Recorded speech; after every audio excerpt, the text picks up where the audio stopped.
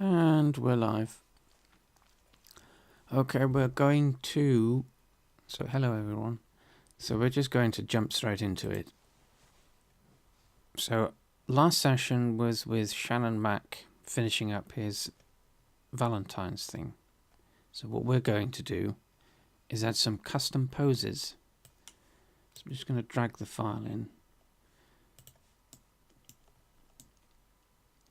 So it's pink because he didn't send through the textures, which is fine. That's fine, we can work with this. Just going to switch to solid view just to check the mesh is smoothed correctly, and it's not, so we need to adjust that before we do anything. So we can do this in two ways. We can select the object and add a modifier. Edge split. Or the simplest one is just to go into object data properties and enable auto smooth, and that changes the hard edges around the mesh. So anything that's is it below or above? I can't remember off the top of my head, but anything that's above, what does that say? Maximum angle between face normals that will be considered as smooth.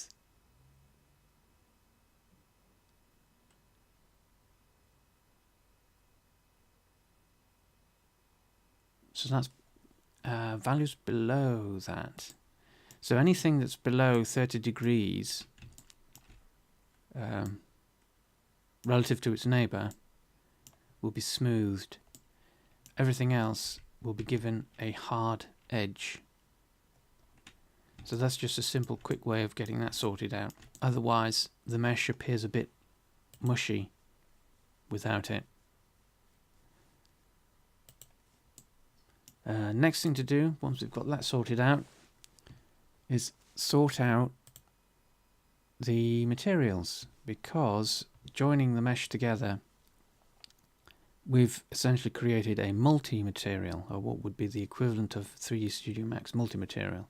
So we need to set up or define the materials relative to the way that IMVU expects them to be, and that's with the numerical appends. So that's 0, 1, 2, and 3.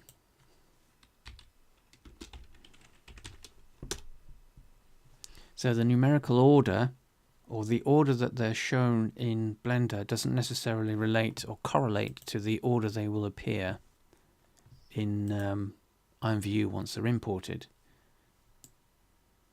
So those are the two basic things that we need to get sorted out before we do anything. So that's the default. So let me just get rid of this, move that to a layer that's unused. So Shannon Mack placed this seat node, and we're going to leave that in place. What we're going to do is add some custom pose spots. So let's add 3. So what we need to do is just select the components for the standing dummy and just duplicate it 3 times. Oh, well, another 2 times. So Shift D, and we can just roughly position these where we might want to place them. And then Shift D that selection and place that where we might want that to be. So the next thing to do is rename the seat node. That's these large cubes. So object properties.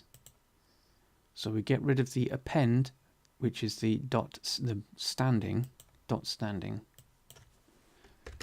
and we give that a unique identifier.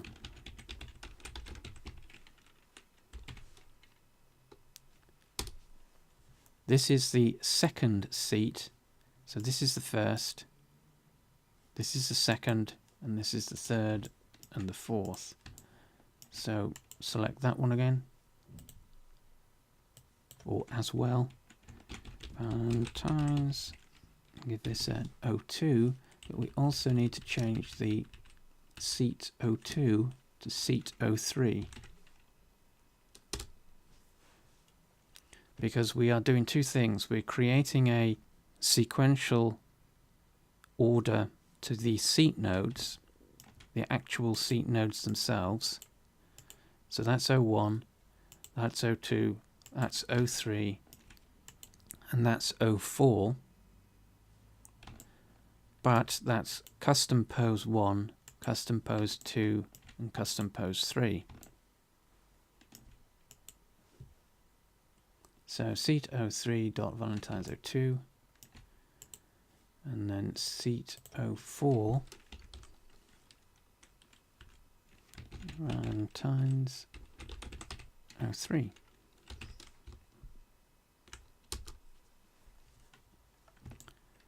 Right, so these seat nodes control the dummies, or the group.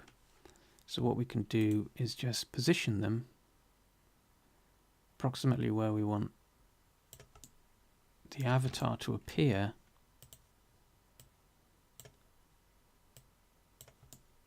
by default.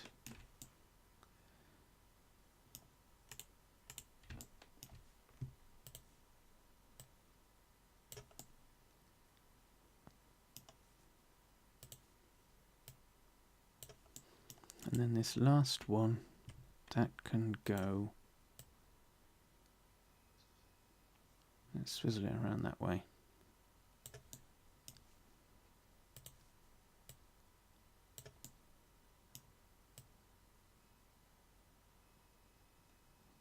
And the next thing, once you've got your dummies or your helpers positioned where the avatars are going to be routed, that's the point or position at which the avatar will appear, regardless as to what the pose animation does.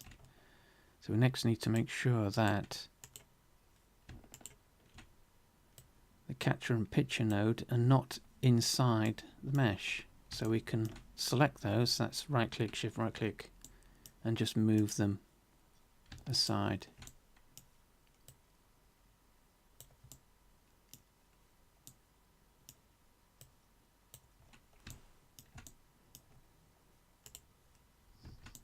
They don't need to be perpendicular. You can also just rotate them, but rotate them as a group, not as individual objects.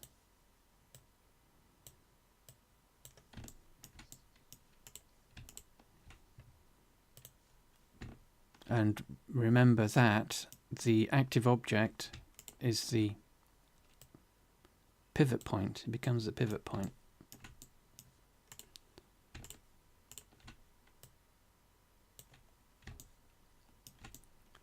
Right, so that is our 3 poses. So we've got 4 poses, including this seated avatar.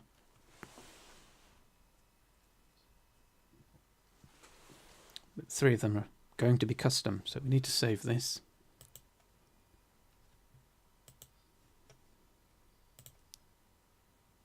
No, that's 20B. 28B. Save as. Save.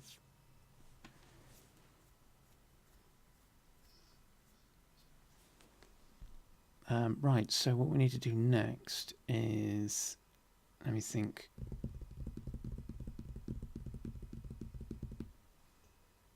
What we need to do next is open the pose file, which is this one. Again, everything is on Cat's Bits. Go to the forum, IMVU section, and then there's a sticky with all the files in. So we open the pose file, and then what we have to do is append So that's File menu, File, Append, and then we select the file that we just created or just saved, which is 28B. That accesses the contents of that folder, the file. Acts like a zip file or an archive. Click on Object, and we want love.mesh. That's the name of the actual mesh object. And we also want, so this is this is Control. We want Seat 02, no, it's Shift 02, Shift left click, Shift 02, Seat 02, Seat 03, and Seat 04. So these are the seat nodes, the root nodes of the poses or the positions that the avatar will be in. So we want the mesh and those nodes. Append. Now what we need to do is use the seat nodes as our positional proxies for where the pose will be in IMVU. So we now need to orientate or reorientate the selection so that that node that's selected, or the one that's active object, switch to active element. So what we need to do is rotate this around so it'll be 90 degrees, and then position this at the avatar's feet.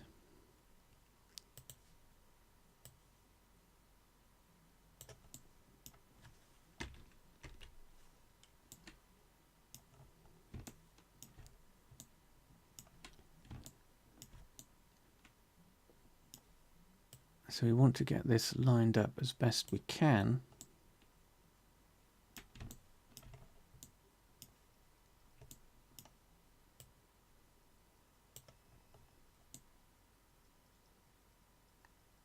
So that what we're doing is essentially aligning the seat node with the avatar's skeletal root, or its base position, its default position when it loads. So this basically means that when the avatar, regardless as to what the animated pose is, or static pose, it doesn't matter which one, regardless as to what the avatar is posed to be doing, the avatar as an object will always appear at these control nodes, which are the seats. And we've got 3 of them.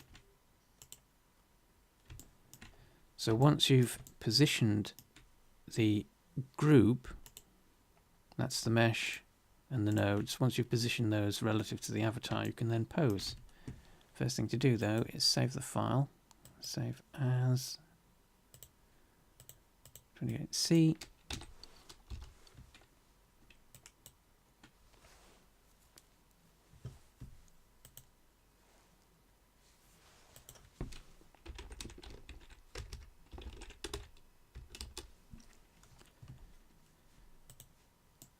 So to actually pose the character,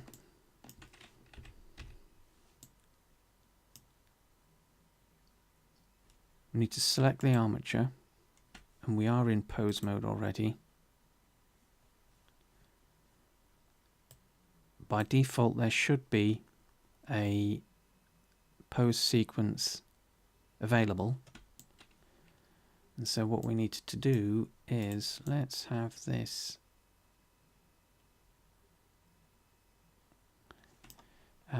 so what can we do with this? Let's have the avatar climbing.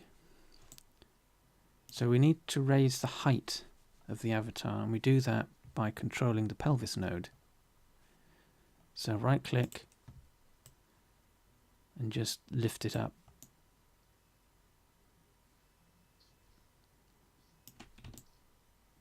Don't move the female 03 master root. That should always remain essentially untouched, because that's the thing That's the object that's used as the locator for the avatar when it's loaded into IMVU. So now that we've got that, hip bones.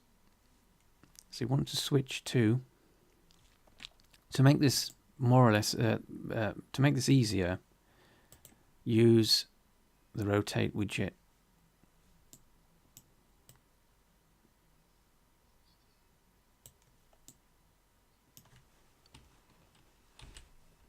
Whoops, focused a bit too close.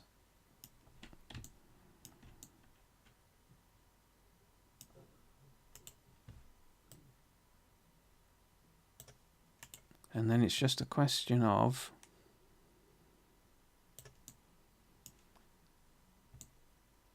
grabbing each of the bones and just manipulating them into position.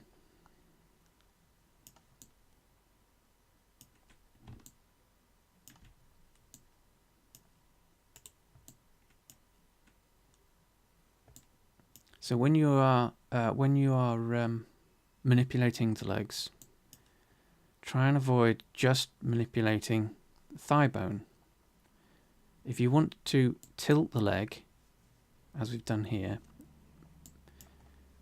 tilt it using the hip bone first,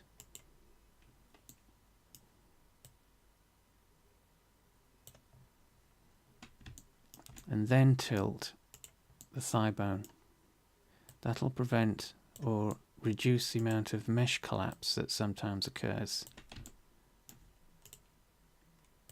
And just go down the mesh, go down the armature, I should say.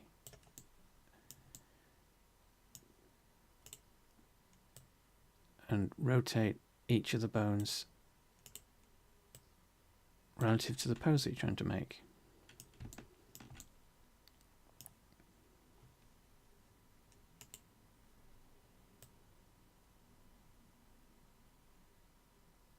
Whoops, undo that. What might make this easier as well is to switch to local or normal instead of using global, because what that does is it rotates the bone relative to the axes of the bone itself. Whoops.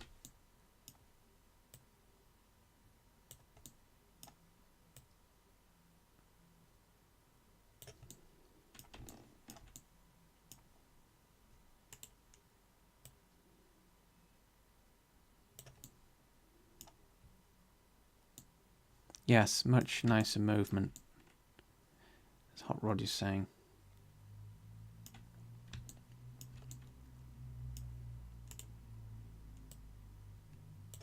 So we're doing the same thing with the shoulders. Whoops. Don't bend that bone. We don't bend that bone, we bend the shoulder bone to rotate. And the clavicles. And then at the elbow.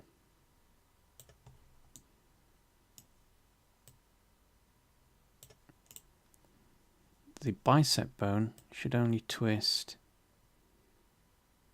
You don't want to twist it too much because it makes the mesh deform badly.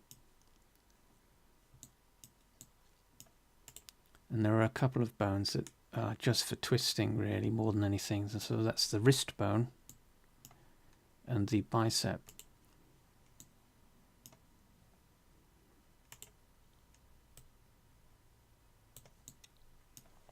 And we've got, let's just double check, timeline.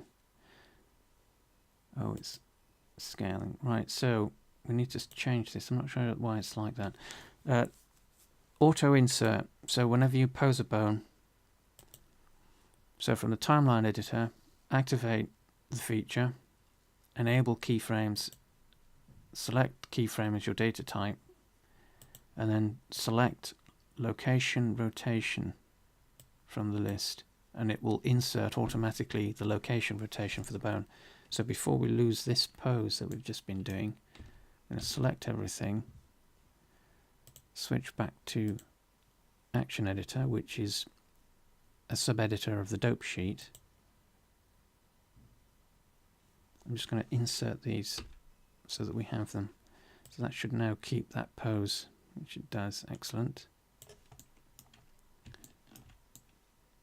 So let's just do the other arm just whilst we are roughing these out.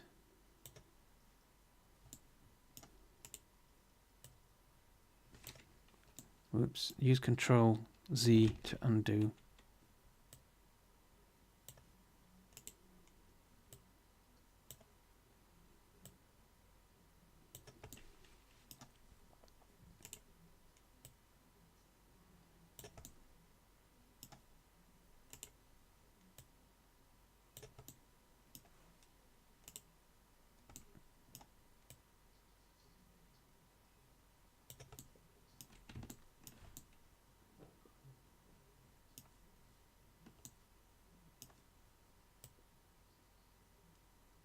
And of course we're trying to align the hands so that they are more or less matching up with the surface that we're trying to get the avatar to grab onto.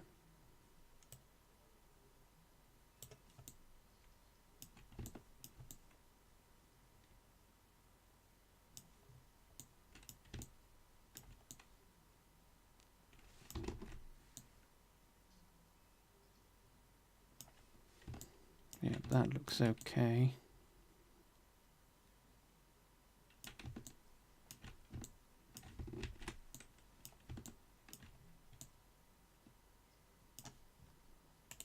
Let's try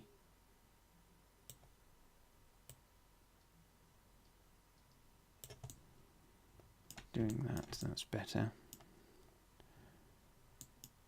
And then for the fingers,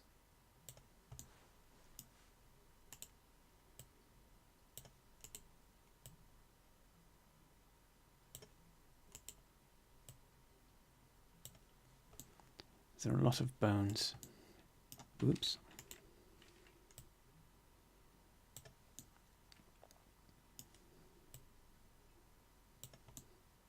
Unfortunately, there isn't a quick way to do this. It is literally, because of the skeleton, the way that the skeleton is for IMVU, there isn't a quick way to do this. Each bone has to be manipulated individually to get it to fit.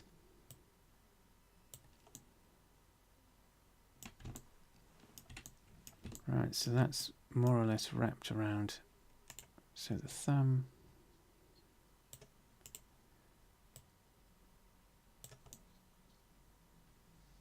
It doesn't matter if you get too much intersection, just so long as the general characteristics of the pose are in place. Whoops.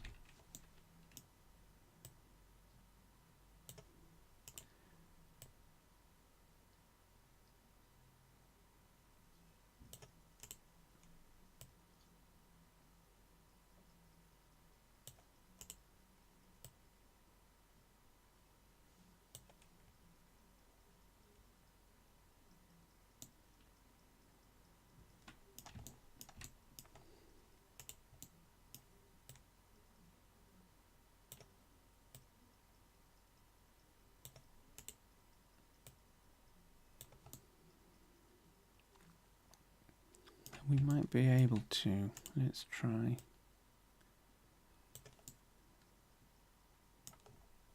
That's better. So, there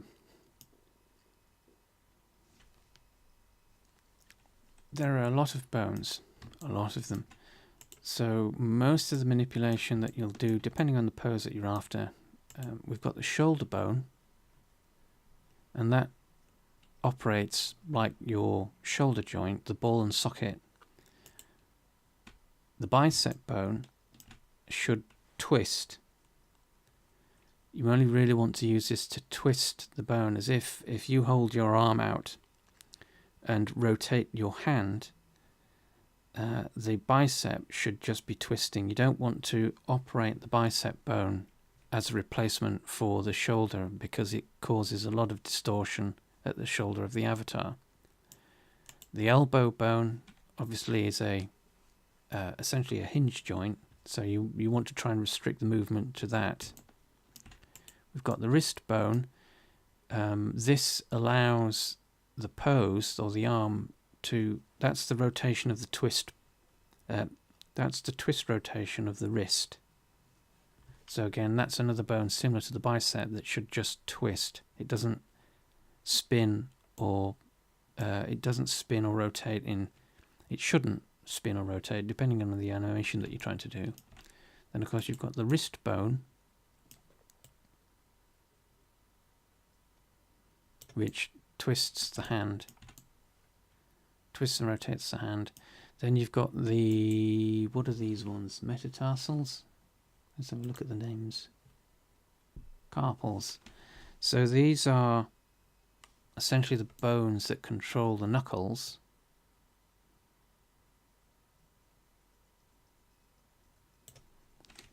And do that. So that's the upper section of the hand. Then you've got the beginnings of the fingers. So this is the knuckle bone. Then you've got the, oh, I can't remember the name of these.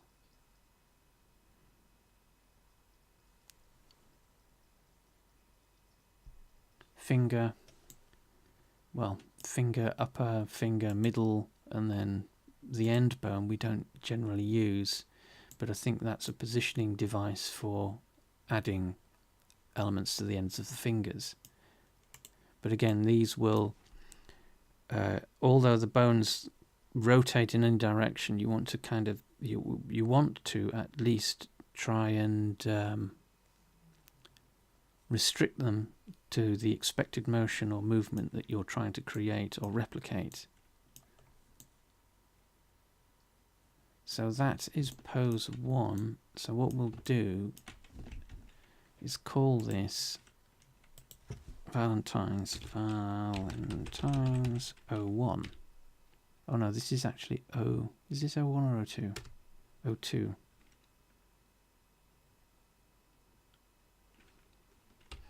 Let's call it that for now, and then we'll double check. So save the file.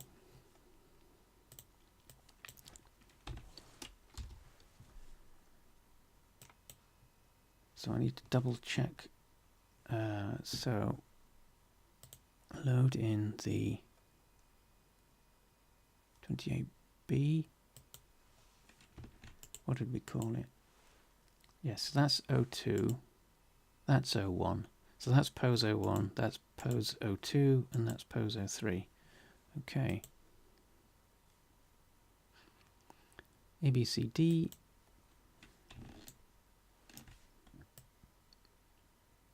So what we're doing is just creating static poses, but we need to, so essentially all we've done so far is create a pose.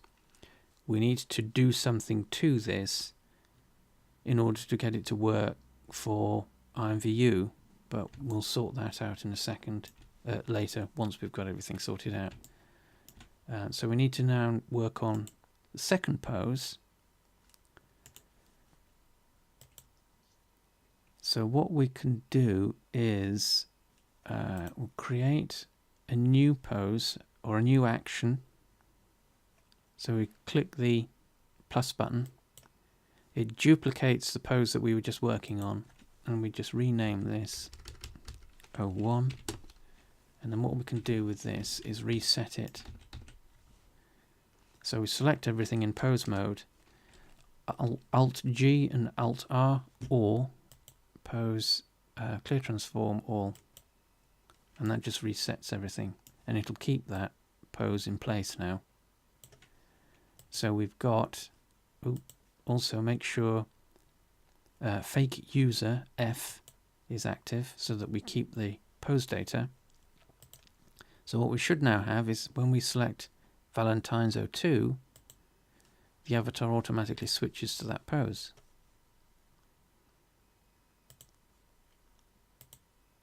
So what we can do now is select the furniture item stuff, all of them.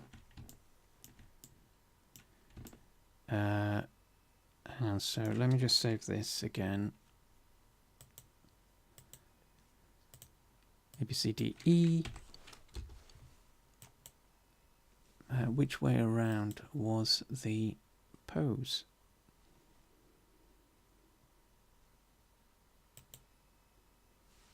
Oh, so they're both the same way around. That's okay.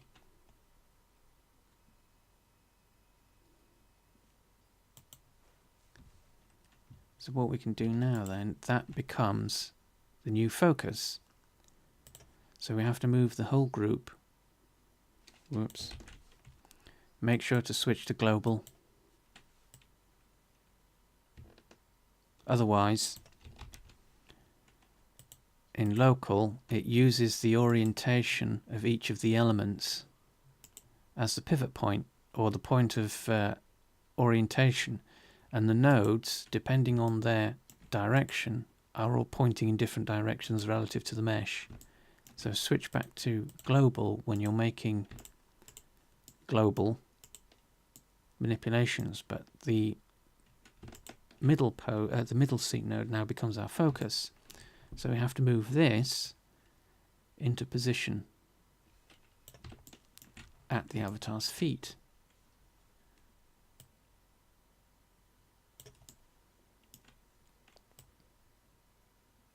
Which use the, I don't know if that's visible in there, but when you select objects, you've got your tiny origin point indicator. This could do with being larger, but that should align to the avatar's origin point, which also has one.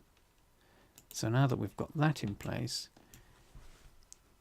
we can do a second pose.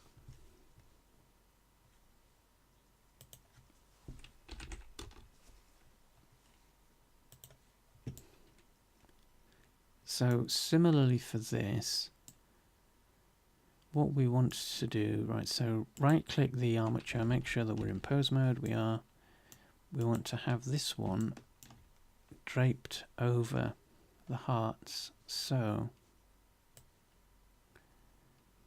using pelvis node, we position it. We can rotate it to give us a rough placement.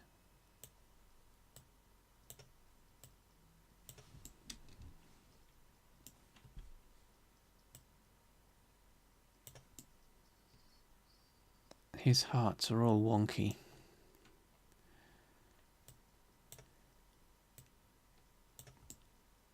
Right, so that gives us our rough placement, and then what we can now do is make the pose. So right click the hips because we need to move the leg, switch to rotate, and switch to local or normal. Rotate the hips. We won't necessarily need to do much with this pose.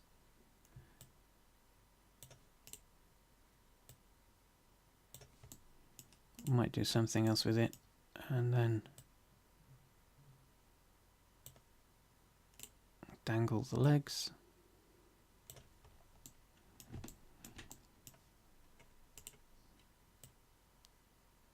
Adjust the ankles and the toes.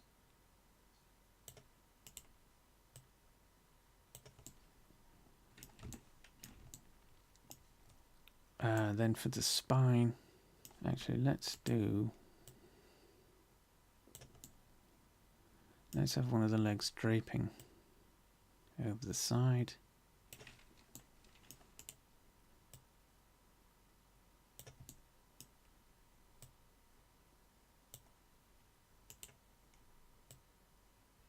Oops, don't want to adjust that yet.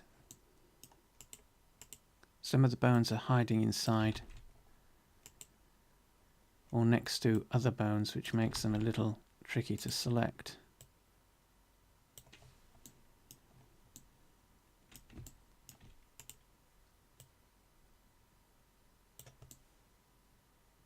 So there we have a bit of a lazy pose, sprawled out over love.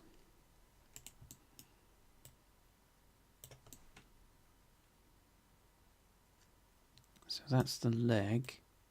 legs.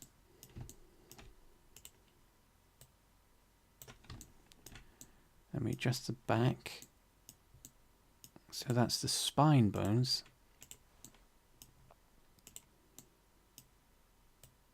So we've got lower spine. Don't adjust these too much because it makes the mesh collapse. Let's undo that. Spine, spine.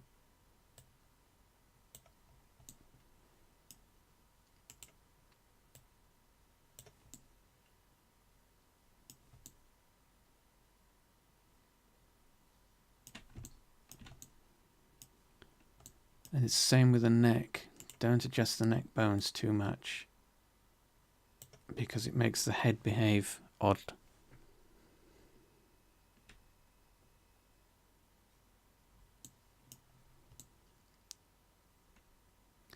And let's say, what can we do with this?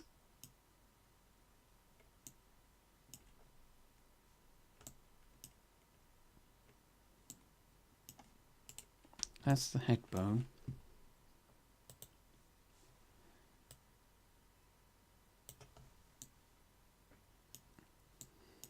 Right, so shoulder bone. Oh, she's got that leg draped over there, so let's drop this down. Whoops.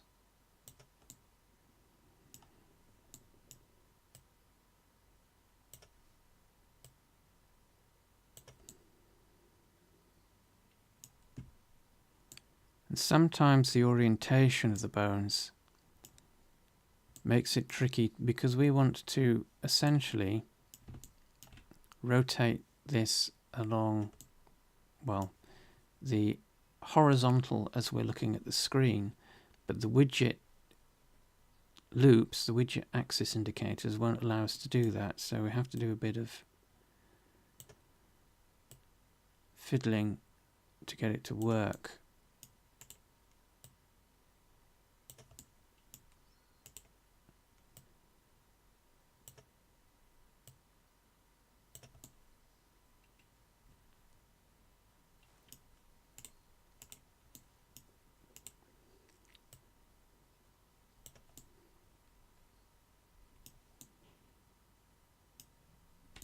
Shoulder bone. So if it's not doing what you need it to do, switch back to the global.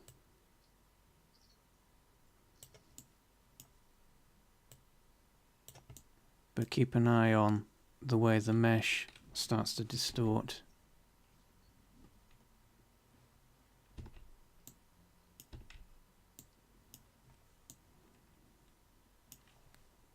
So with the right arm, or left arm, right arm, right arm.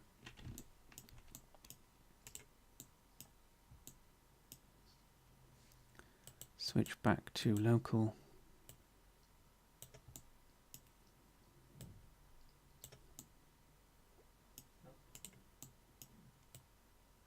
Whoops.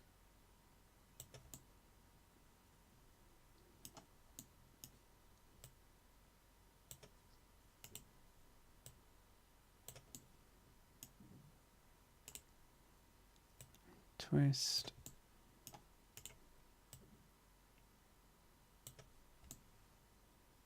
So that needs to be moved out a little bit.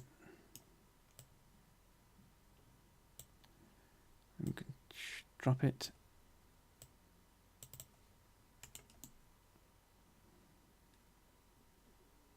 So again, like I say, there is no shortcut to this. It's all just a question of manipulating the bones one at a time and getting them into position.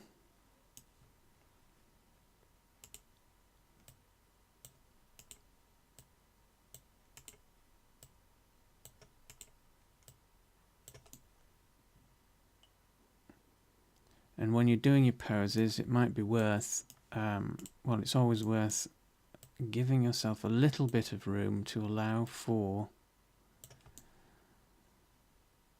clothing that people might have.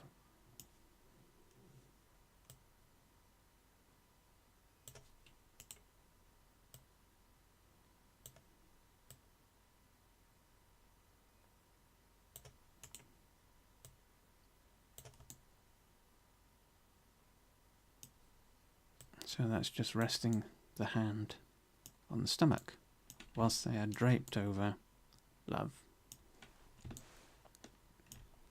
So that's pose 2. So we call that, well, that's the second pose of what we've been doing, but that's actually pose or Valentines 01. That corresponds to Valentines 01.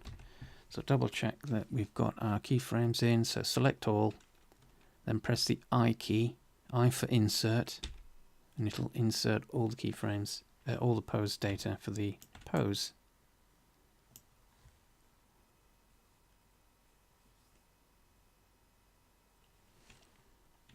So that's pose number 2.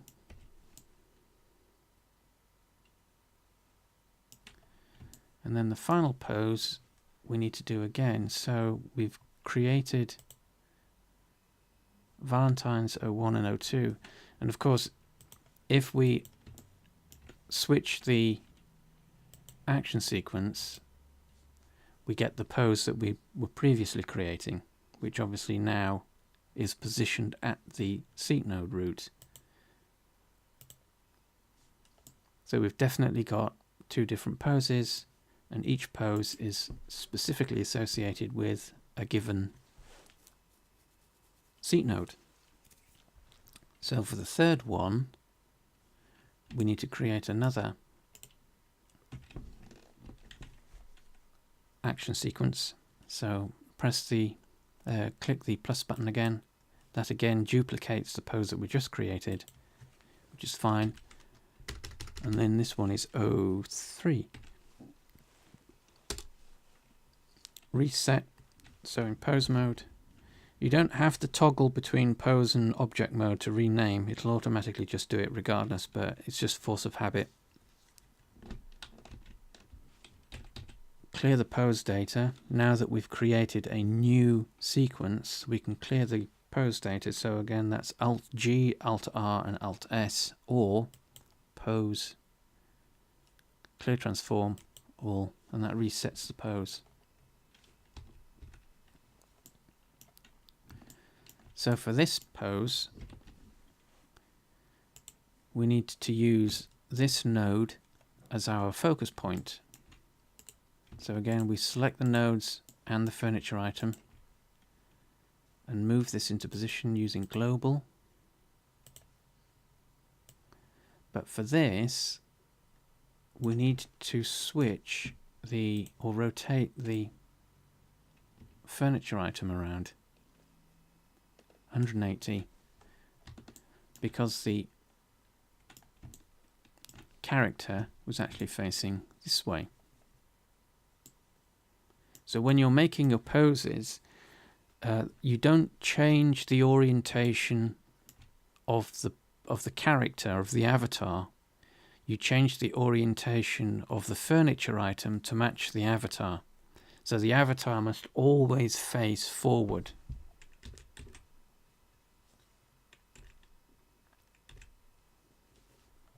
And what you then do is adjust your furniture components to match the avatar's forward-facing position, never the other way around. And again, position this so that it's roughly matched up as best as possible with, if you think that the root node or the root origin point of the armature for the avatar is this, is the tail or the head of the female 03 master root. So use that as your target point for when you're positioning the furniture.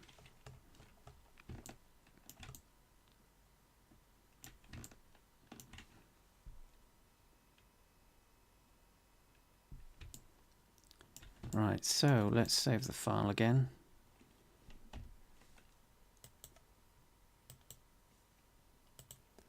A, B, C, D, E, F.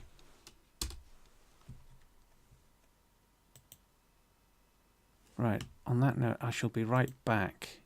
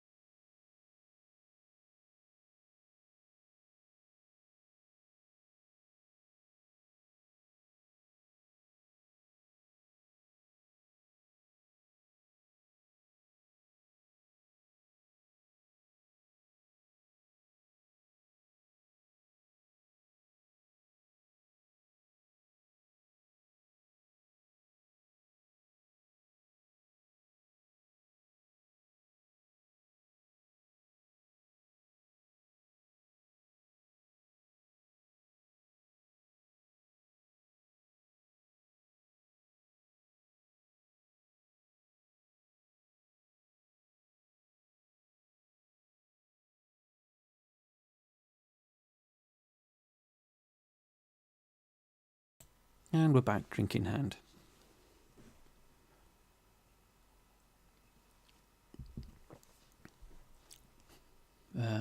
Oh yes, so third pose.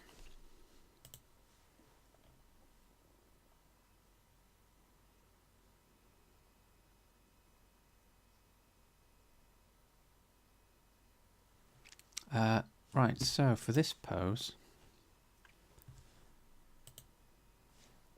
so what can we do with this one?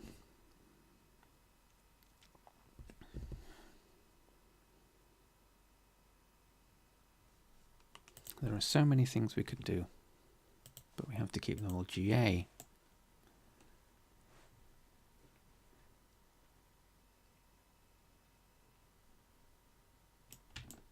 Let's do another hugging pose.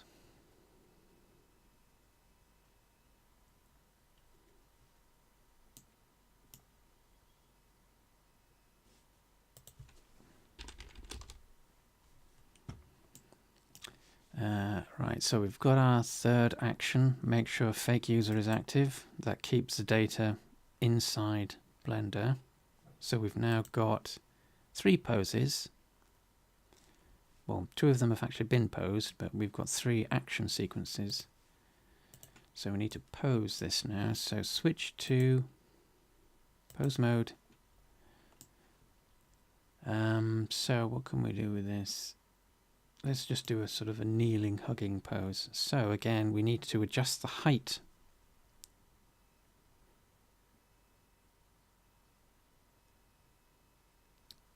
Yes, kneeling. So we need to adjust the height. So right-click the pelvis node, and we need to drop this down so that the knees are approximately at ground level.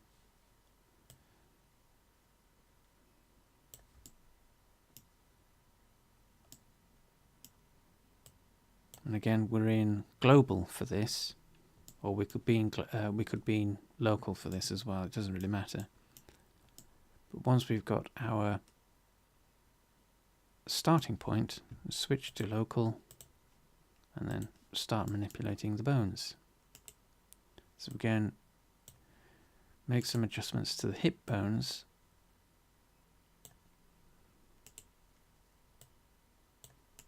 Rather than using the thigh bones to do most of the rotation.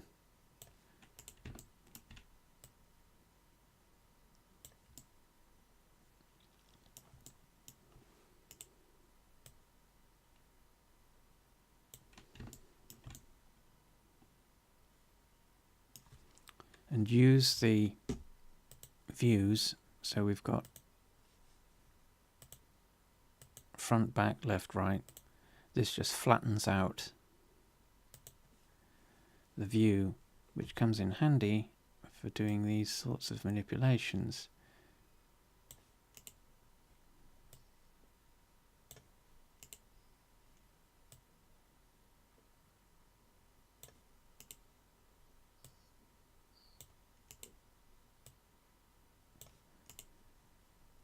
So we want the foot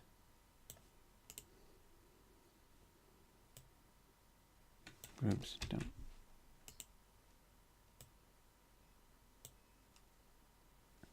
So we want the knees and the toes to essentially align.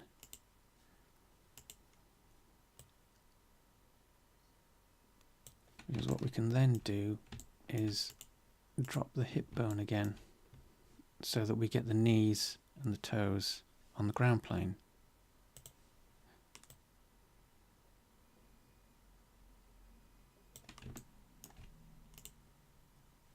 And switch back to rotate and make some adjustments.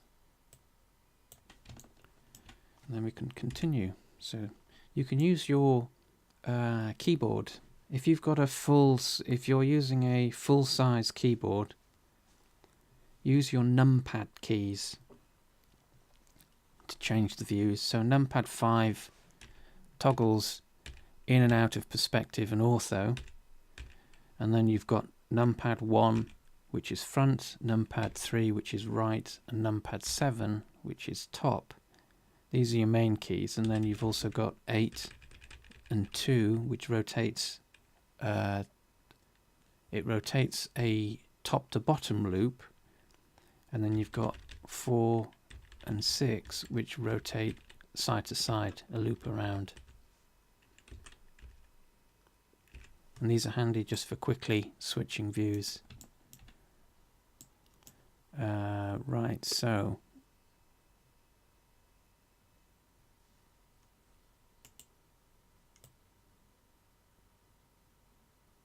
let's do a hug. So we need to adjust the hip, not the hip, the torso bones, the spine bones. So again, make sure that when you're adjusting these, you don't adjust them too much, because it makes the skeleton behave in an odd way.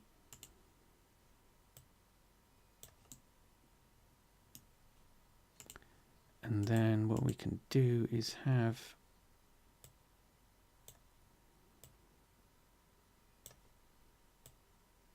shoulder,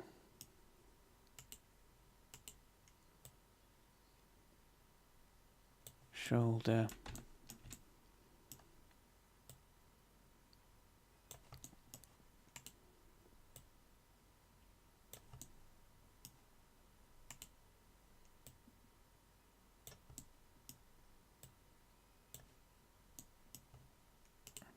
what we'll do is have one of the arms hugging the top, twist that, so that means dropping the shoulder again,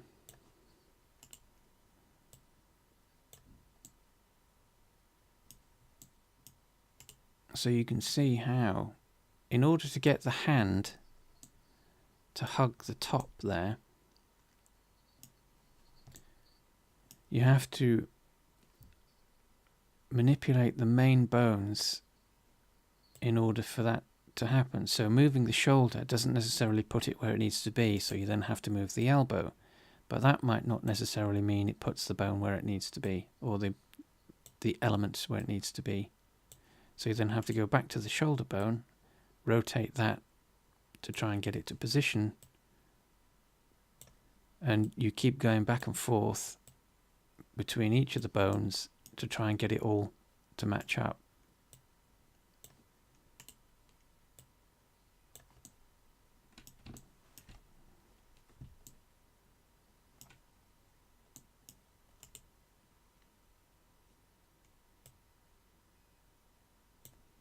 Whoops. So that's the wrist bone.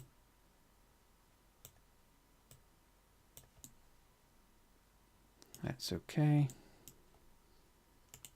So we can now adjust the fingers.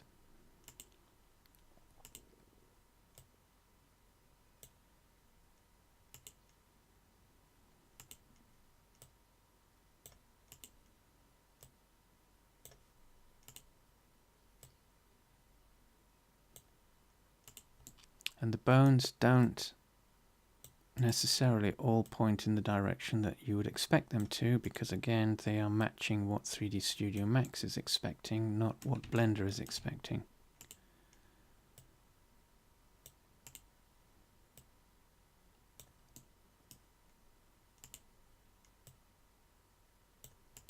So you can see that these 3 bones, which we've just adjusted, all point in the same direction, but the corresponding bone on the end finger doesn't. It points in the opposite direction. That's because of 3D Studio Max.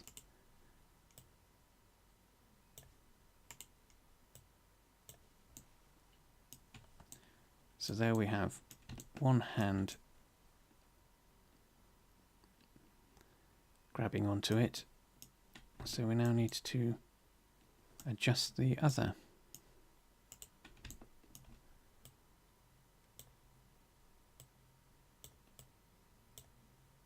And again, there isn't a shortcut for this. It has to be all done slowly and meticulously.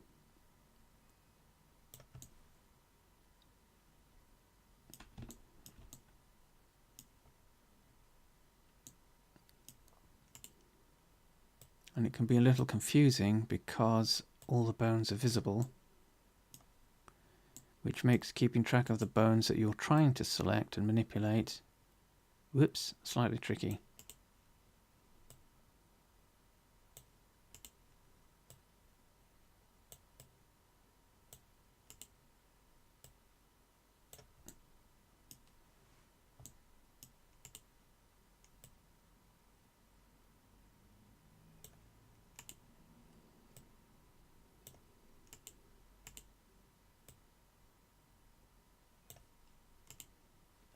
Oops, what did it do?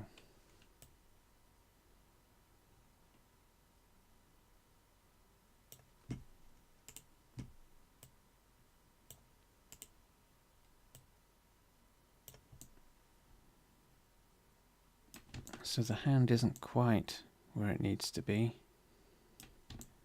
So go back to the shoulder, drop that down a little bit.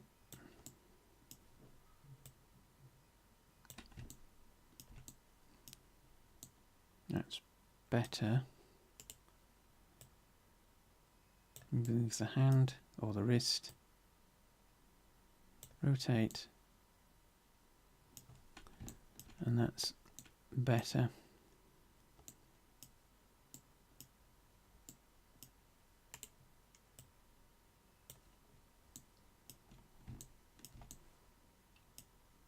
So there we have our third pose. Just grabbing onto the letter L.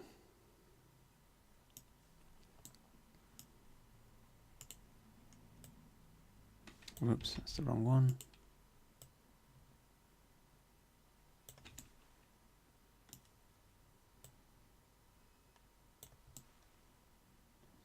So that's the third pose.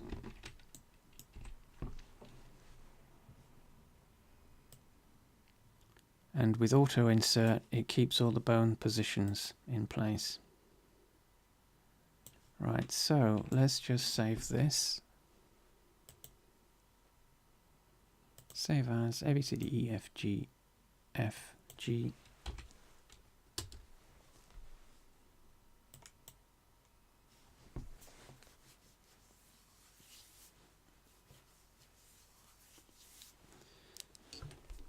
Right, so the next thing we need to do, and this is important for FBX, otherwise it doesn't work.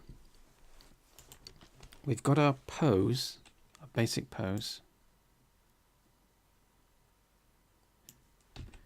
We need to select all the bones,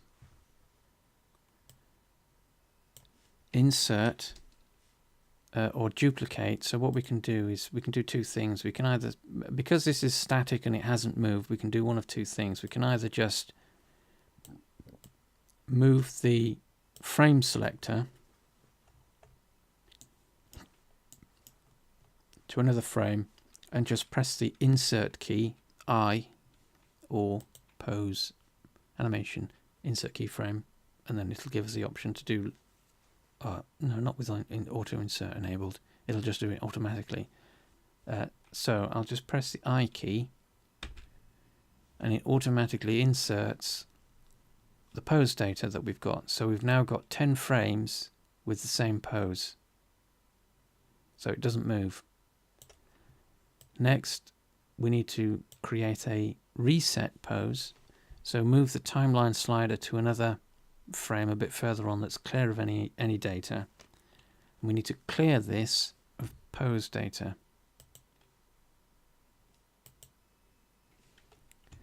So the pose resets. Don't have to worry about the accessories thingamajiggery up there.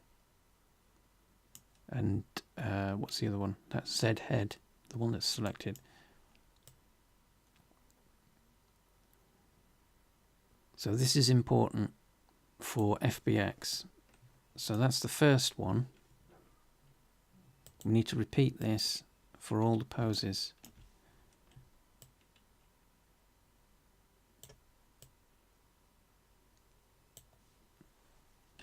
So make sure everything's selected. So alternatively, what we can do, instead of inserting, we can select everything. That's the A key. Copy, that's these buttons here in the bottom right of the 3D view header. So we're copying that. Move the timeline marker and paste. And that pastes all the frame data in.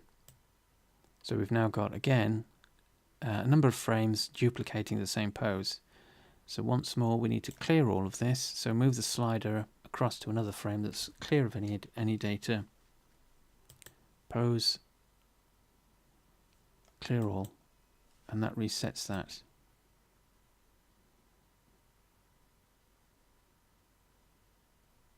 And then again for 01,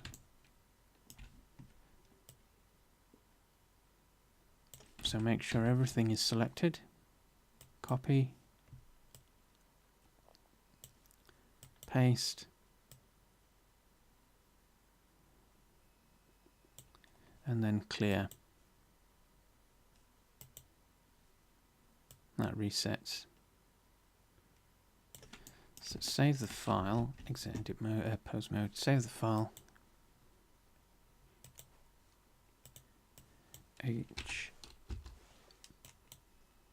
So this is important for the FBX exporter. If you don't do this, if you don't create a number of frames containing the pose and then clear it, that transition from pose to clear is important for the FBX exporter to understand and know that there is something going on within the action sequence. If you export to FBX just the pose, the exporter doesn't read that there's anything going on within the file. So it exports the pose, but it doesn't do anything with it. So when you import this into IMVU, the pose is essentially blank. There's nothing there. So this transition, let me just zoom in a bit better.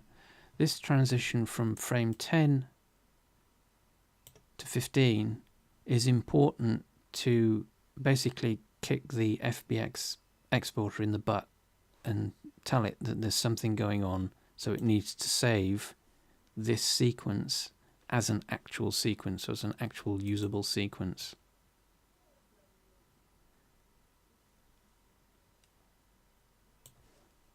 And it doesn't need to be at the end, it can be at the beginning, so you can switch this around so the reset pose is at the beginning and then you move into the pose that you want.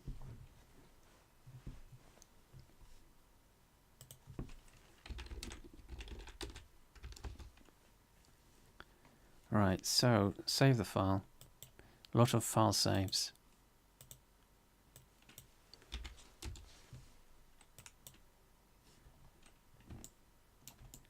So we've got 3 poses. That's pose that's pose 01, pose 02, and pose 03. And of course, they only relate to the position of the avatar relative to the furniture item. So the furniture item doesn't change its position at all because it's not related. It doesn't relate to the pose when we switch the action selection. So with those in place, we should now be able to FBX export, FBX, file name's okay. Now let me remember, how do we do this? I think I need to consult my tutorial.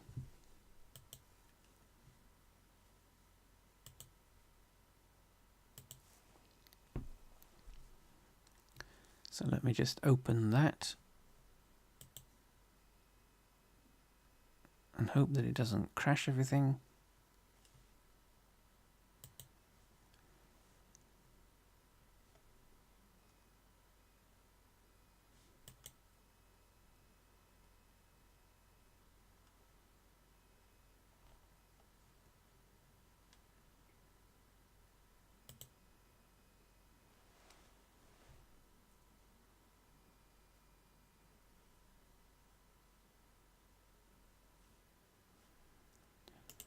let me just bring this on screen, move to a new window.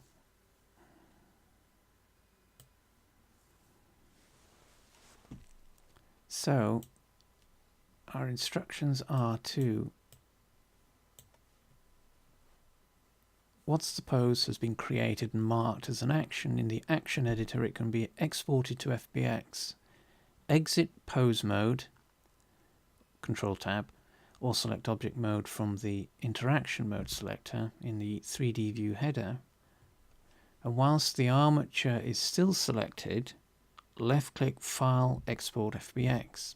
In the file browser, change the file name and location as needed. Then within the Export FBX options bottom left, in Main, enable selected objects. In Geometries, leave Apply Modifiers enabled. In Armatures, disable Add Leaf Bones. And in Animation, optionally disable NLA strips and force start and end. And then click FBX.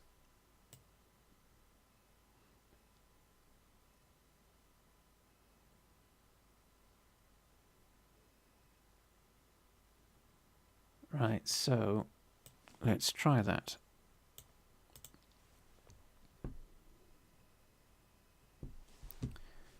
So we want selected objects, main, geometries, disable use modifier rendering settings,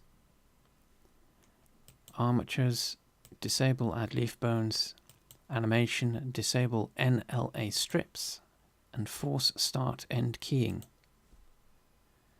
So all actions basically now means that with that disabled, NLA strips, that basically forces Blender to write separate action sequences for each of the animations that we've got listed.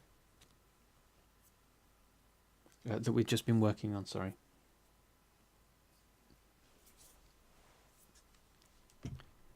So armatures, that's okay. Geometries, that's okay. Main, that's okay. We don't need to fiddle around with scale, that's fine. So file name, that's okay. Export.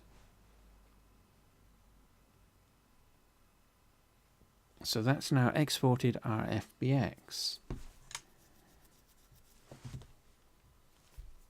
So what we need to do now is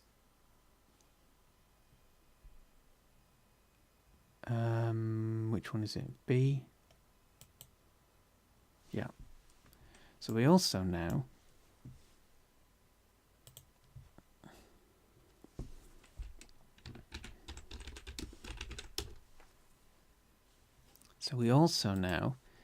need to export the furniture item sans the dummies.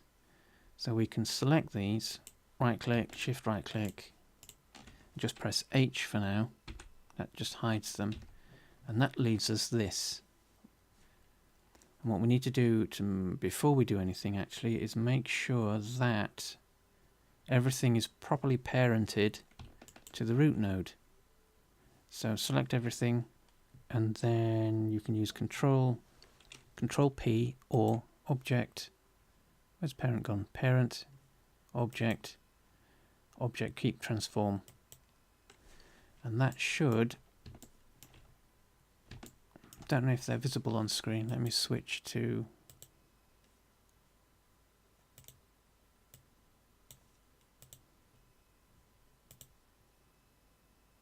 that's a bit better. You can double check that something's been parented because you'll get this relationship line, this dotted line. That was pretty difficult to see in the default theme. So switching to this lighter one should make it easier to see. Oh yes, so we can see them now. All these dotted lines basically mean that everything's parented to the root node. So if we select that and test, you can just press the G key and the whole lot will move. That's what we want.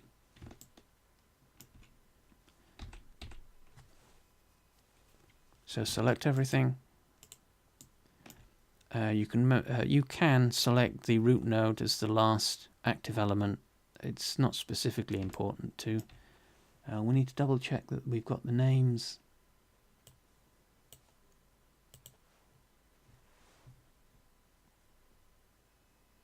Aha, yes, so this is important as well. So we need to rename the catchers and pictures. Right, so which one's 1? That's seat 03. Right, so that's seat 1. That's actual seat 2. That's actual seat 3, and that's actual seat 4. So that will be handle 04.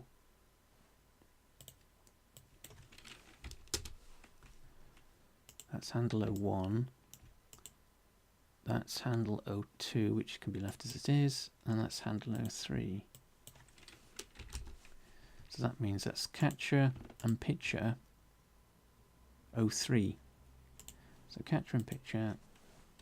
The name of the name of the append doesn't change for the catcher and pitcher, and the handle, it's just the seat node.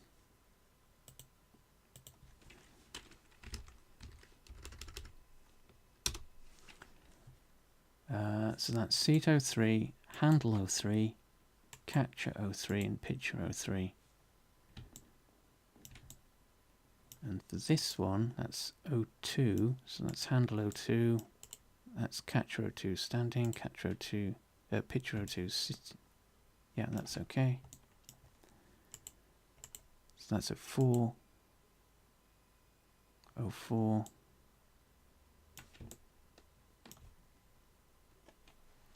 So this should be 04.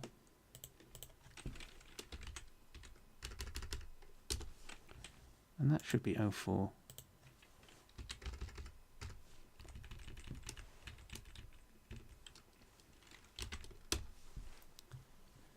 So we've got 01, catcher 01, 2, 3, and 4, pitcher 01, 2, 3, and 4, handle 01, 2, 3, and 4, then seat 01, 2, 3, and 4. So those numbers are obviously mean that it creates a group. IMVU understands these as a group of part of the same group because they're numbered the same, even though the seat node has a numerical append that relates to the poses that we've been creating.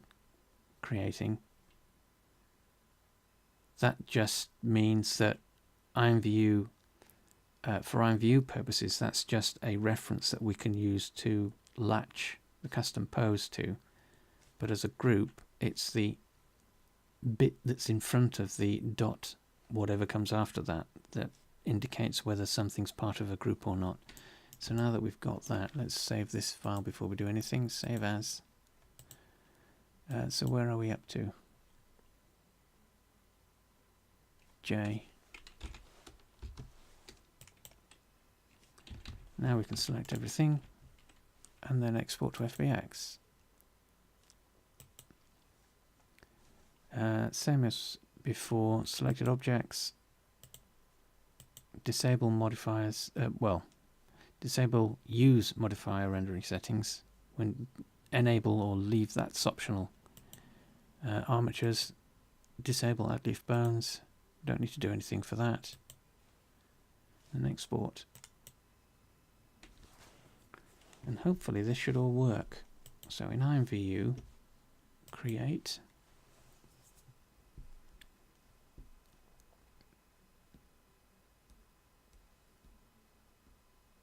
tralala whilst we wait.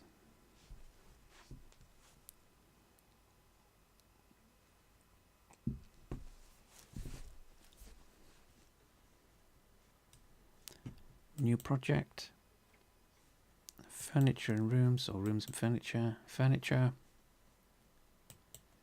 go. Oh, we might get an error for this because Shannon Mac didn't send me the textures. Well, let's see what it does. Right, so that's the default furniture that we need to replace. So FBX import, load FBX.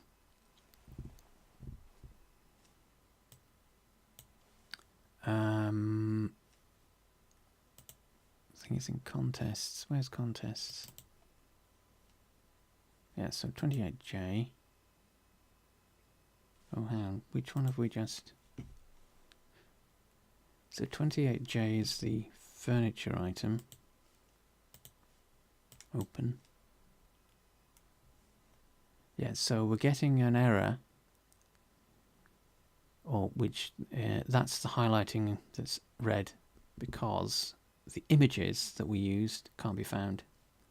And this is the furniture item that we're loading in. So we need to change the mesh ID 0 because it overrides the default. Change the scale 0.01. Leave axes unchanged. We don't need to do anything with those. So that should import. We'll get this error message, which is fine because we're overriding the defaults that are included with the seat or the chair. Import. Well, hey, that's groovy. So we've got our base furniture item, and it's using the groovy textures because the people at IMVU were clever enough to put this this grid texture in place so that if you don't bring in any images, there's something there. So we've got our 3 base custom poses. So that's the default one that Shannon Mack added. So we've left that untouched. And we've got our 3 custom pose spots. But at the moment, they're obviously just showing the default standing pose. So we need to FBX import again, load FBX, and this should be I. Oh, and it's not brought in the skeleton. Why hasn't it brought the skeleton in?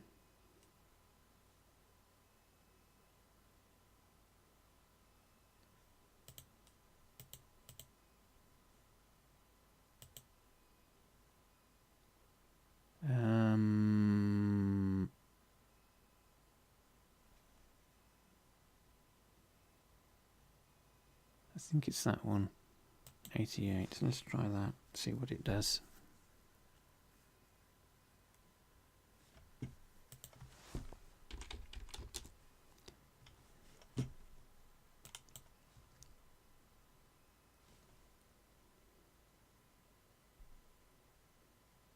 Contains no meshes. Okay, let's see what that does. It's brought in. Oh, that's interesting.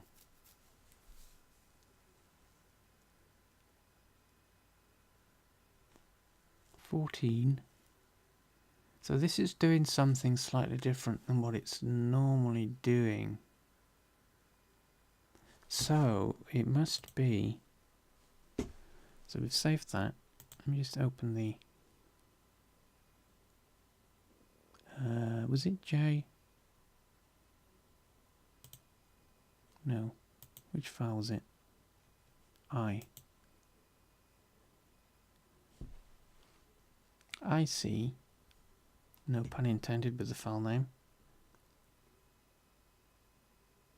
Okay, so what it's done, they keep changing this, which is why I'm a bit sort of, oh, does that now?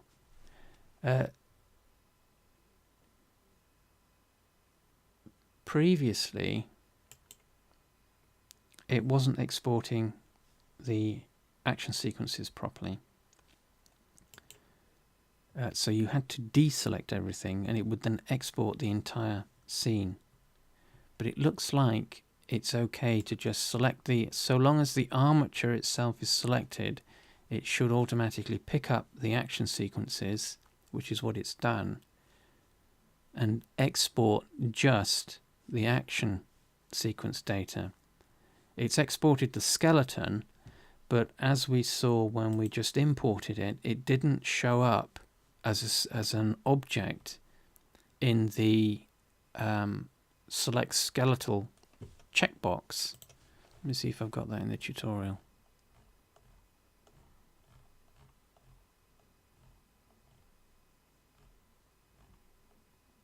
Yeah, so it didn't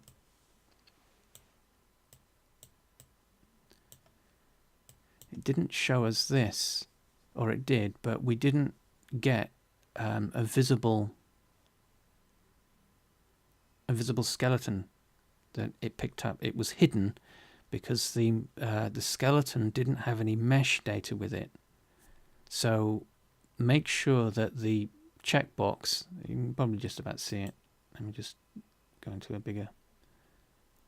The checkbox that says hide, make sure that's disabled so that you unhide the skeletons that are visible, that were exported but are not visible. And then you'll need to make sure, you might not have to test this because it'll list two primary skeletons. It'll list one, as we just saw, with 88 bones and another with 86. And if I remember correctly, the 88 bones includes, I can't remember what that includes, but it includes 2 additional bones, and I think it's the Z head and another bone. But either or should work because they're basically the same skeleton. So we've got our action sequences. Scale data, again, that needs to be 0.01. And then import success, changes, okay, and then apply changes. So this doesn't automatically do anything, and we need to switch back to the furniture skeleton to make sure that the seating stays in place. Now, for the next bit, we create an action. Add. Now let me just double check.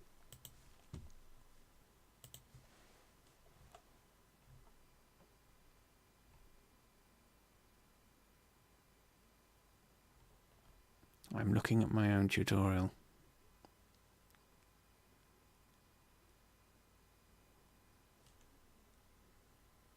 Right, so we want these poses to be active by default. Let me just bring that onto. So this is essentially what we have to do.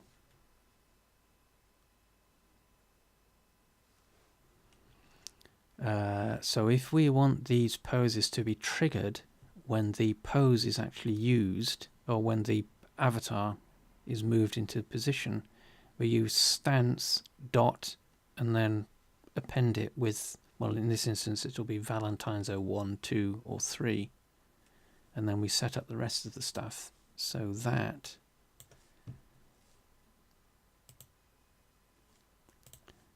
right, so we want stance dot Valentines 01.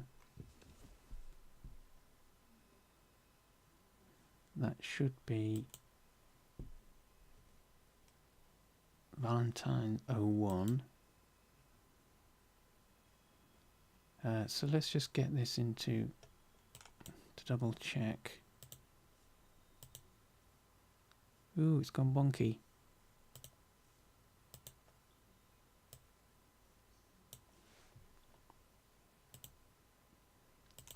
Replace loops 0.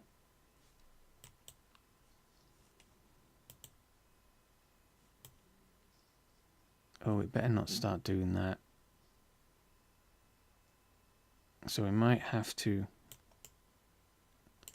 There is an issue with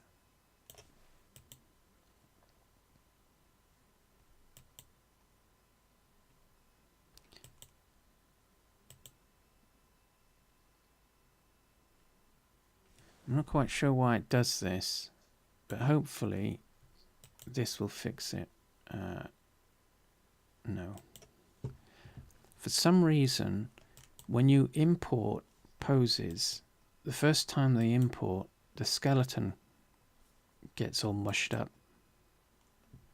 So you have to close the project and re-import everything in order for it to work again.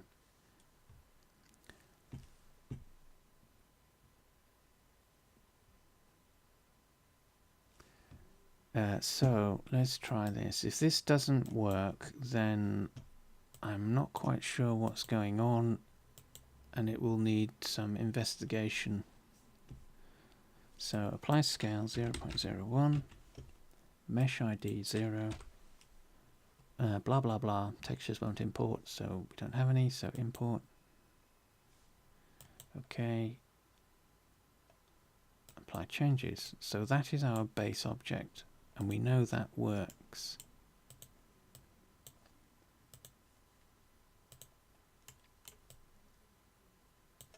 So let's save this. Save as.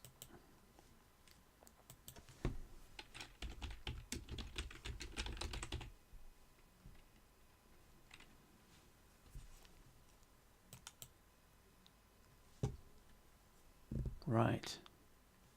Let's try this again. FBX import.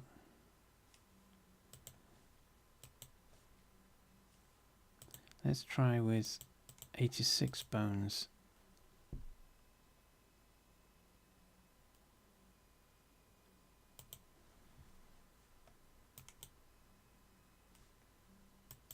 That's okay. Right, so it's brought in the sequences, and you can see them.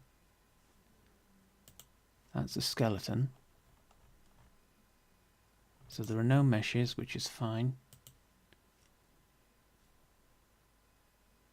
Apply scale 0.01. Okay, import. Import changes.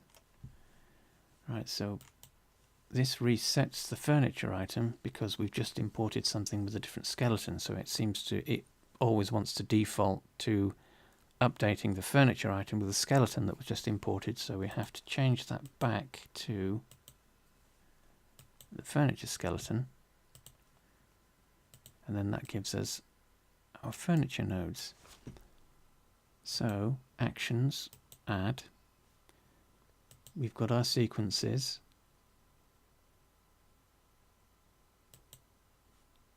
So we want stamps dot Valentines 01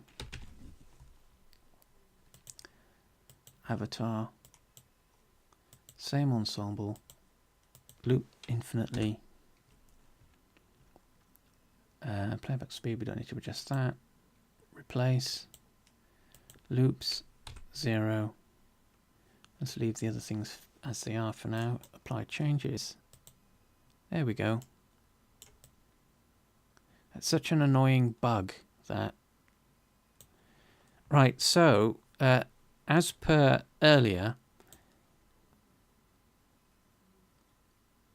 that change that we had from the end of the pose to the reset is obviously now playing through as part of our sequence, and we want to stop that.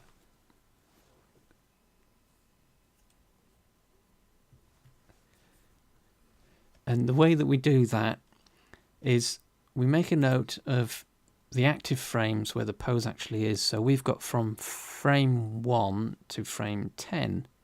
So we can set in IMVU a frame range. So we can start the loop at frame 2 and end it at frame 9. And then if we apply that,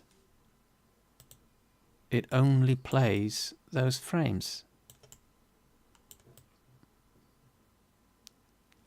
I think we need to adjust that middle finger.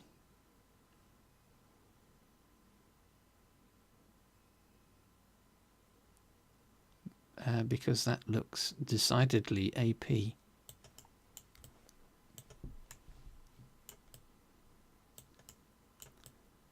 So that's the first pose.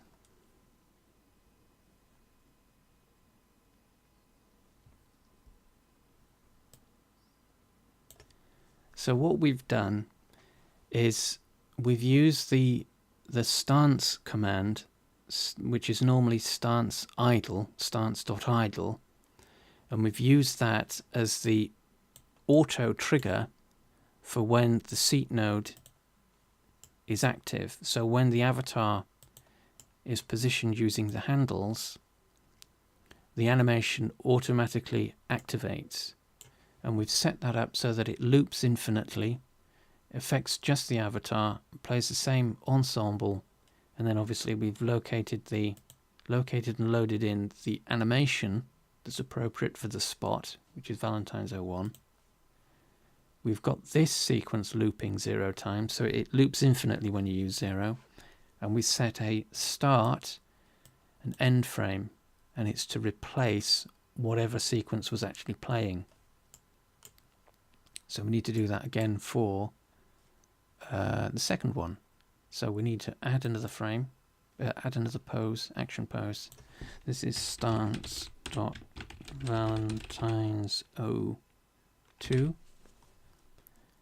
Affects avatar, loops 0, pick same ensemble, select the pose,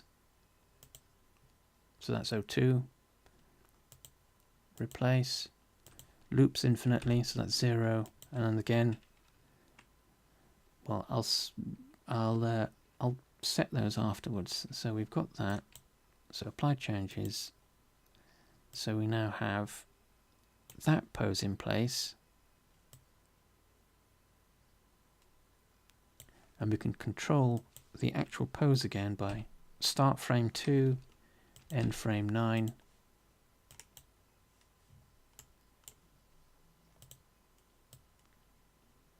oh, we might need to adjust the position of that a little bit, but that's okay.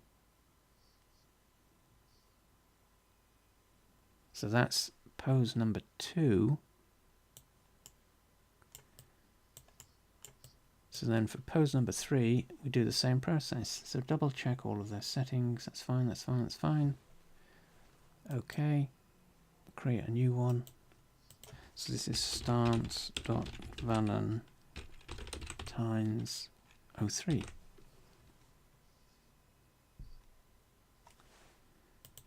Avatar. Pick same ensemble, 0. Make your pose selection, 03. Loops, replace, and we can do that now, 9. Apply, and there we have the third one in place. Excellent. So that is how you add custom poses to furniture items. So let's just save this, save as.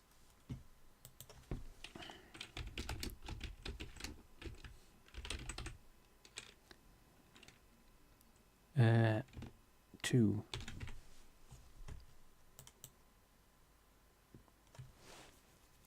So yes, we need to make some minor adjustments to that so that the pose is actually kneeling on the heart. So we'll just have to reposition that. But that is essentially a long-winded version of adding 3 custom poses to a furniture item. So you basically have to. So the overview is: you create your furniture item, and then you create your poses. So in Blender, we have. Which one was it? J? Yeah. So you create your furniture item with your seat nodes as the control points for where the avatar is going to stand. You give each of these that are to be custom a unique name, a unique append. So you're replacing, in this instance, seat 02 dot standing with Valentines. Make sure everything's positioned relative to where the avatar is going to stand, and then import that into the pose file. And you rotate and position the furniture item relative to the avatar, not the other way around. So this might mean swinging this in all sorts of directions depending on the default direction the avatar is looking. So as mentioned before, they always face forward. So in this instance, we've got a pose facing, well, as we're looking at it on screen, from left to right, but the pose on this side faces from right to left. So we have to swizzle round the furniture item to match the avatar. But once you've got your poses, you then export that file as FBX. So you've then got two FBX files. It's best then to import the furniture item first, get that set up, and then import the pose file. And then once you've got your pose file in, you can create your action sequences and then trigger them depending on whether you want the trigger to be a word, so people type a word, or it just plays out by default automatically using stance dot and whatever your C node, this, whatever these are called, that's what the auto play trigger is. And then obviously set up for avatar, pick same ensemble. If you want it to loop infinitely, type 0 or use a different value if you don't. Select the skeletal animation that you want. Replace. This replaces the animation that was playing. Loop this infinitely, 0, and then create your end, start and end frame, which will clear out the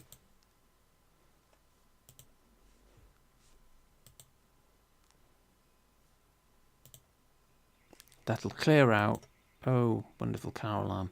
That'll clear out this transition pose, or this clear reset pose. But remember that this is needed for export to work properly. Otherwise it'll not, well, it will export, but it'll export essentially a blank action, so there'll be no animation. And then you put the two together in IMVU, and that's what you have. So we've got 3 custom pose spots.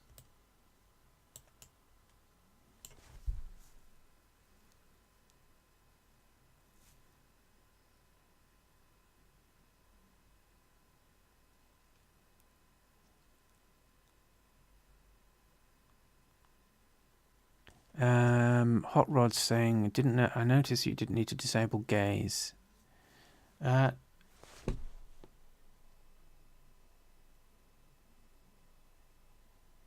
Where is that? Oh, disable gaze. No, you don't. You don't need to. But I guess it depends on, because if you activate that, I've always found that it looks a little odd.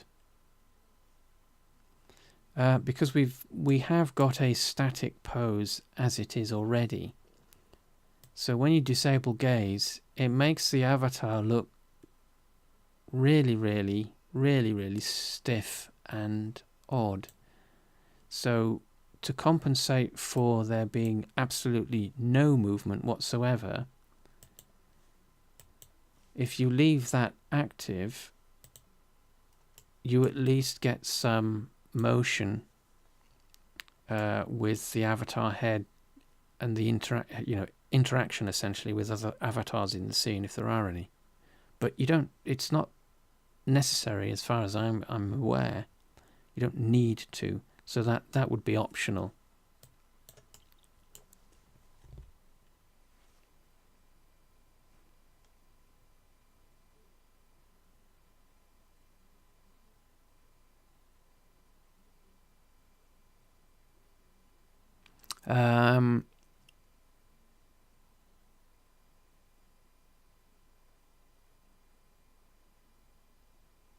I'm not sure. Hot Rod's just asked. Well, he's not. He's commenting on that. Yes, if you're doing a couples pose, you might need to disable that, depending on how that's been created. I mean, the way that you create. This is untested. This is completely untested. So let me just see if I can find.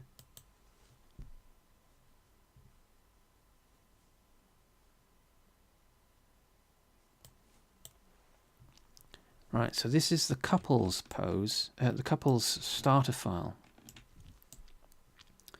The way that you have to do couples to get them to work in IMVU is not the same way that you would do it in 3D Studio Max, in the sense that the dummy that's on the right, that's just a, what's the word?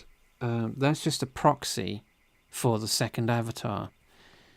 So when you're exporting, when you're building your couples pose, you pose your file that's standing at grid 0, and that is what you export. And then when you're creating the opposite pose, this is actually a little tricky to explain. So let me just do something quickly with this.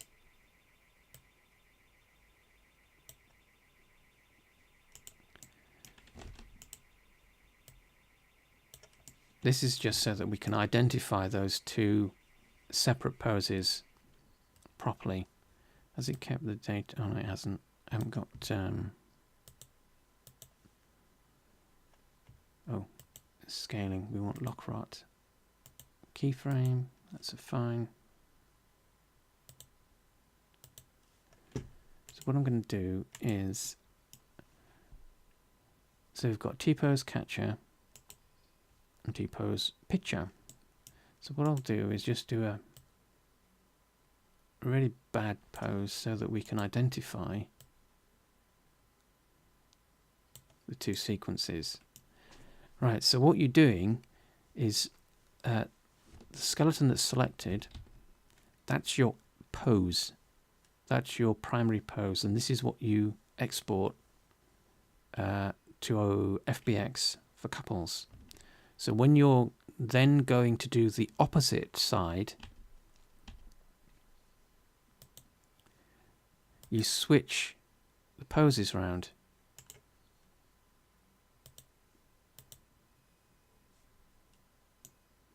And then you work on the one that's standing at grid center again, and that again is the one that you export. You can create your poses relative to each other, but the one that you're exporting is always going to be the one that's standing at grid 0 and facing front, I think it is. Yeah, so facing front. So it's always going to be, in this instance, it's the female avatar. So the disable gaze thing, you're quite right, that if you and that's an issue with the way that they built the things in Max, because yes, if you export the couples poses, this avatar is actually facing the wrong way. Its master route is in a different direction. So yes, if you don't disable gaze for this pose, the one that's selected or shown in Blender, the avatar's head will spin around. That's why disabled gaze is there. It's basically because they didn't animate, or they didn't set up their couples poses properly. Because what you should be doing is just exporting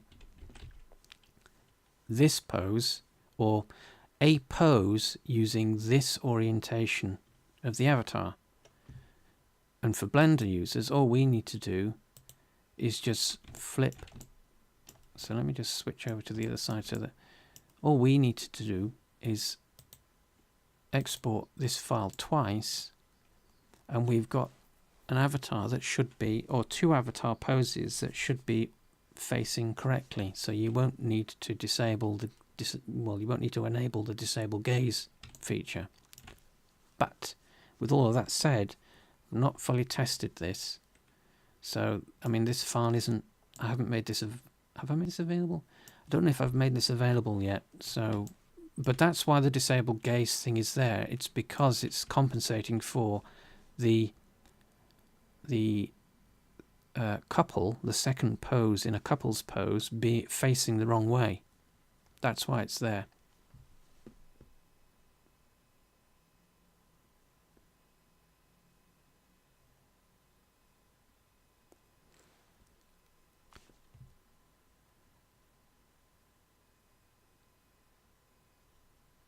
Yes, so I mean, as Hot Rod's saying, it's had some poses where the avatars are back to back and the heads are swizzled round. So yeah, it's, I mean, so long as you, well, that's the theory anyway, that, but for Blender users, we're quite fortunate in that we can just simply swap the sequences around, and it's relatively straightforward for us to do that. So that means that we can create our couples pose so these two avatars are interacting properly, and then we can just export the two poses separately by just switching from one to the other. So we get two FBX files. But yes, that's why the head gaze thing is there. It's to disable the fact that the avatar is facing the wrong way. So back to this. For these, for the furniture items, you shouldn't need to disable that, but it's there if you want to use it as an option.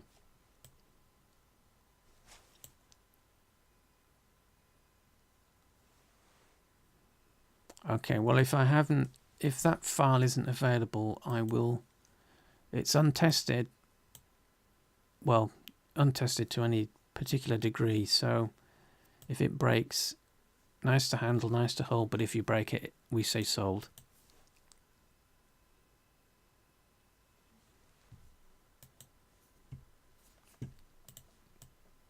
But this will be the this will be the item that is published.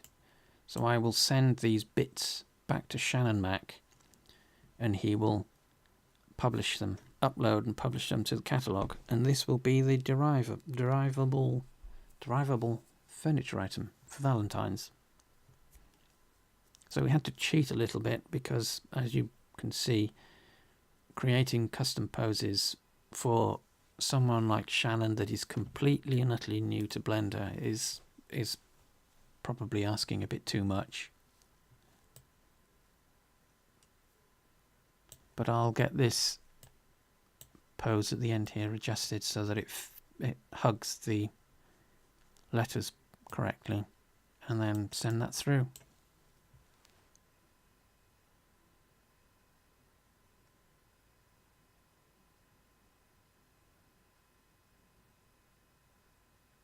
Yes, blame Shannon. Everything can be blamed on Shannon, or Jinx, or both of them. Oh no, we said that live and it's recorded for prosperity now.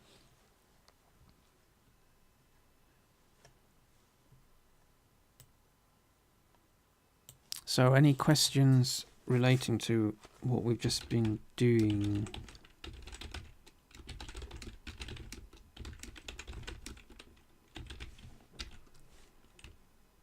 I should say any more questions.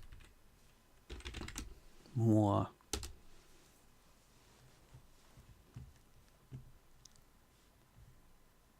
Yeah, Leanna's right. I heard nothing. I ain't saying nothing.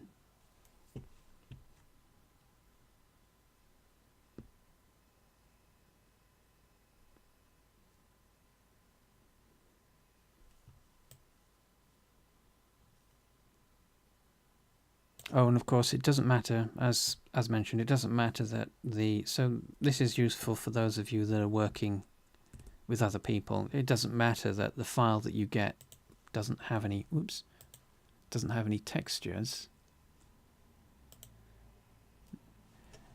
Doesn't have any textures. It doesn't matter, because IMVU will just automatically create a set of defaults that you can then just replace as you would normally.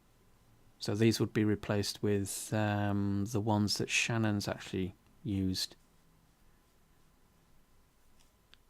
which includes should include the UV maps. So we'll get that sorted out as well. I'll ask him to send those through, unless Jinx is going to adjust those, I'm not sure.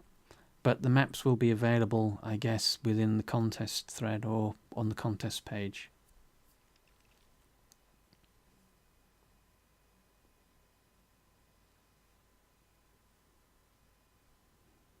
Well, Debs, there is a cuddle one, but they're cuddling the letters.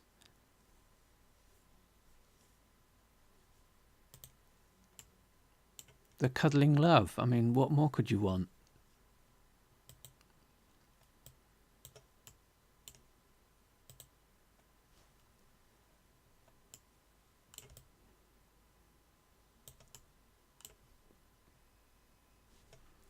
Where's the actors?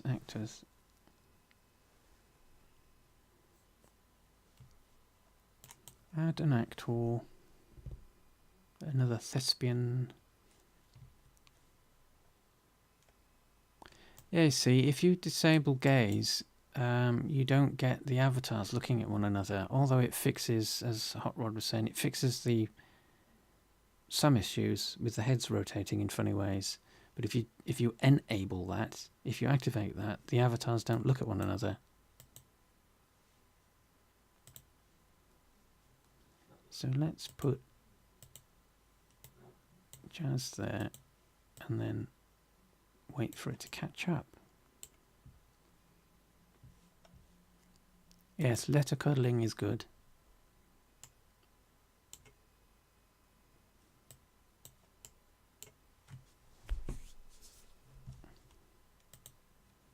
Wow, that is taking a long time to catch up.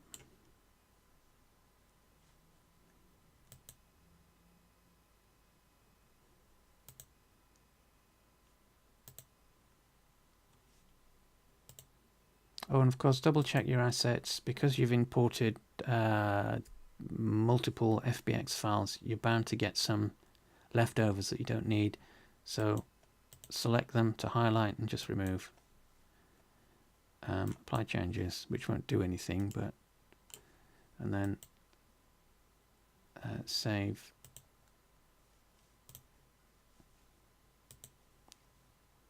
Doesn't normally take this long for the characters to catch up to one another, but oh, there we go.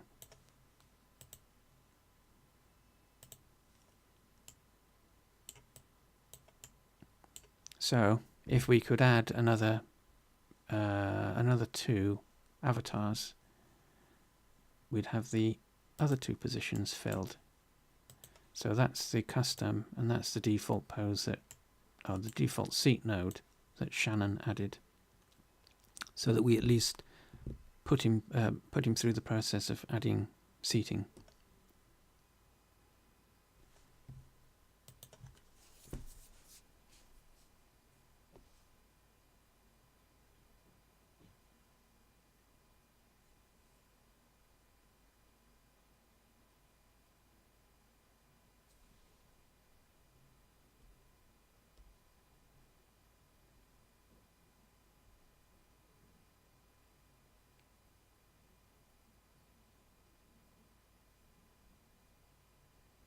Now I'm just catching up with comments.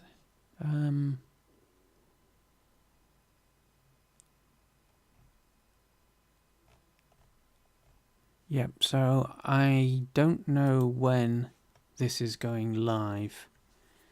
Hopefully it should be live at least at the very, very latest, the end of this week coming. But that doesn't give much time for deriving. So definitely going to try and aim for Monday, Tuesday, Wednesday.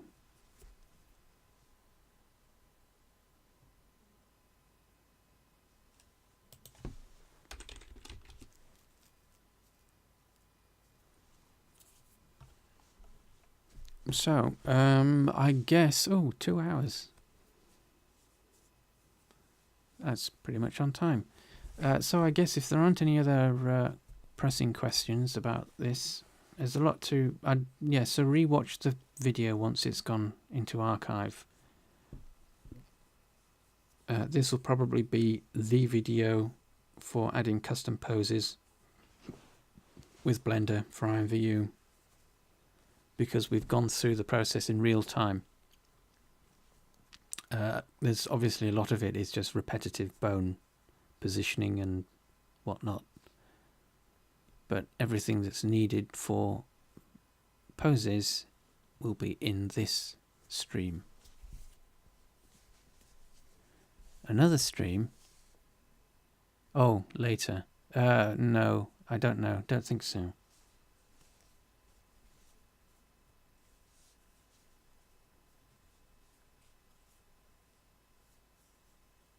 You're very welcome, Debs, and that's, as we've said before, that's what we're here for.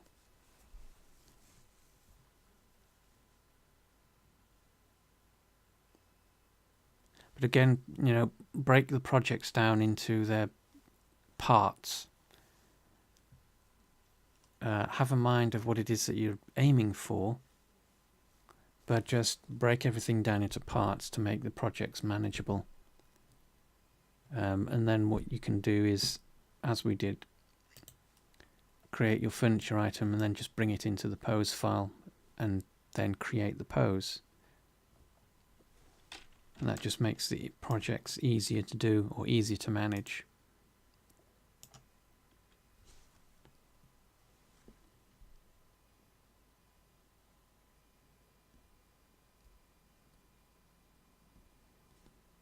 All right, everyone.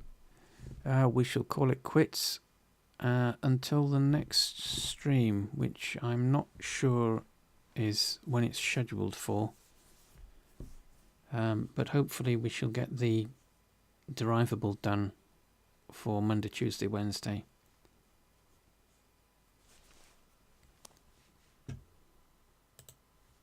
I will adjust this to make sure that it's actually where it needs to be.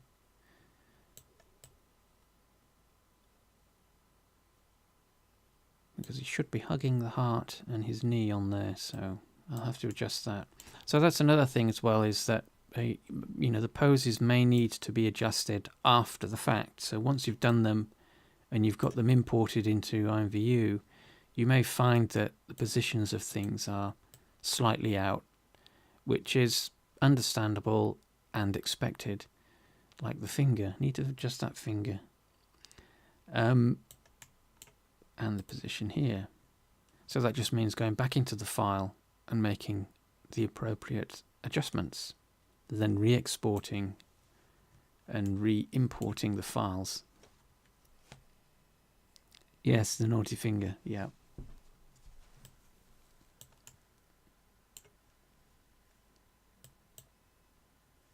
Whoops. So on that note, so that I don't keep getting invites from people,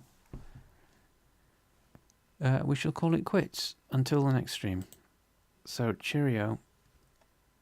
Oh nuts, I forgot to record this. Oh, I'll have to save the archive. Alright, thanks for watching everyone. Bye for now.